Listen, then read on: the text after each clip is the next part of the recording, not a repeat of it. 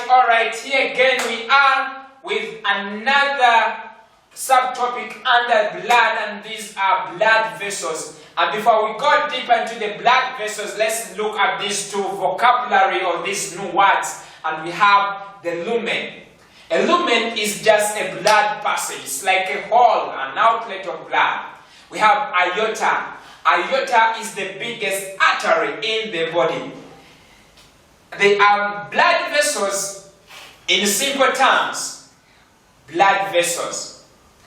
Blood vessels in simple terms are muscular tubes. They are tubes made up of muscles. And these muscular tubes help to transport blood in the body. They are like water pipes, only these ones are made up of muscles. We have different types of blood vessels, and the first type is the arteries.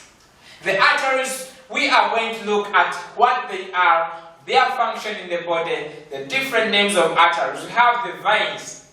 The veins, we have had some clues about veins. We are also going to look at the different examples of veins in the bodies and their functions. We have the blood capillaries. We are also going to look at them in deep and details, and we shall also look at the differences in their structures and in their function. Differences in blood capillaries, veins, and arteries.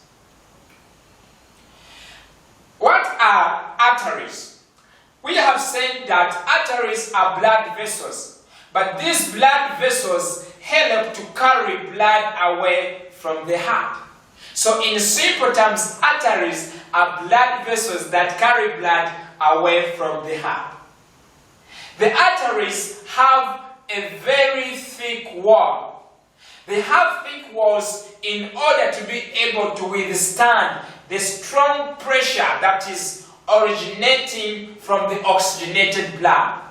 Oxygenated blood moves at a very high pressure because it has to cover a longer distance. Therefore, the blood, the walls of arteries are strong and thick. That's why they move blood at a higher pressure. They are thick because they have to withstand the pressure of oxygenated blood.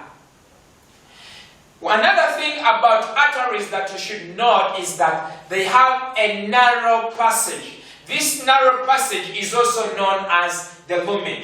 Look at the illustration of the artery drawn on your screen. Look at the lumen. The veins, the arteries do not have valves. They lack valves. Why? Because blood in arteries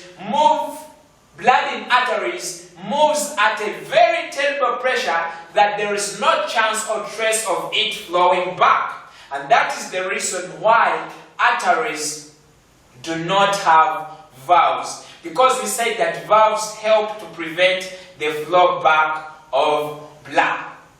Blood in arteries flows at a high pressure, and that's why arteries do not have valves. Here is the structure of an artery. We have very many arteries. All arteries, this is a note to make, all arteries carry oxygenated blood except the pulmonary artery, which carries only the oxygenated blood from the heart to the lungs. The biggest artery is the aorta. This aorta, we said, it carries oxygenated blood to all body organs, and that's why it is very big. Alright, we have had a good explanation about the arteries and the blood vessels. Here we come again with another group of blood vessels, and these are called veins. Veins are blood vessels that carry blood towards the heart. That's the simple definition of veins. Blood vessels that carry blood towards the heart. Arteries carry blood out of the heart. Veins carry blood towards the heart. The veins have valves that prevent the backflow of blood. They also have a wider lumen. And because they have a wider lumen, blood in veins moves at a very low pressure. And that's why veins also contain valves. Veins have a thin wall. The walls of veins are very thin. Look at the structure of the vein and the wall. They are very thin because blood in veins moves at a very low pressure and they cannot be affected by the speed and pressure at which blood moves. All veins carry deoxygenated blood apart from the pulmonary vein. The pulmonary vein carries oxygenated blood from the lungs to the heart. We said all veins carry blood to the heart. All arteries carry blood out of the heart. The biggest vein is known as the Vena Cava. And the Vena Cava carries blood from all the body organs and brings them to the heart. The blood carried by the Vena Cava is deoxygenated.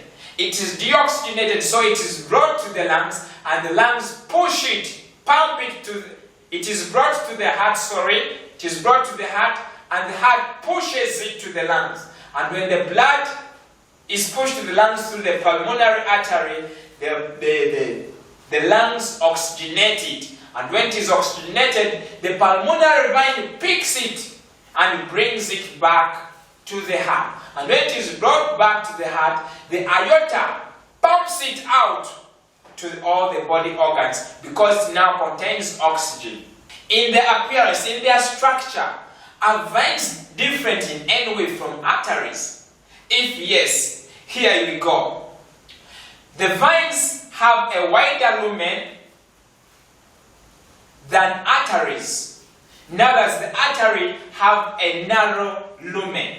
Look at the two structures displayed on your screen. Veins have a thin-walled structure, while arteries have a thick-walled structure. Veins have valves, look at the valves, which prevent the flow back of blood, while arteries do not have valves. We have already seen the reason why veins have valves and arteries do not have valves. Here we have the structure of the blood capillaries. The blood capillaries are the smallest blood vessels in the body, but they are very, very many in number. Blood capillaries reach almost every body part because they are very many and small.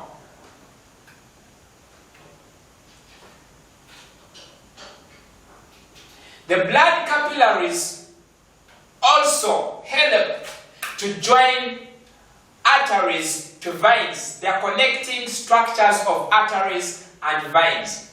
Capillaries help to transport food, they help to transport hormones, they help to transport red blood cells to the organs where they are needed or to places of infection. Now let's look at the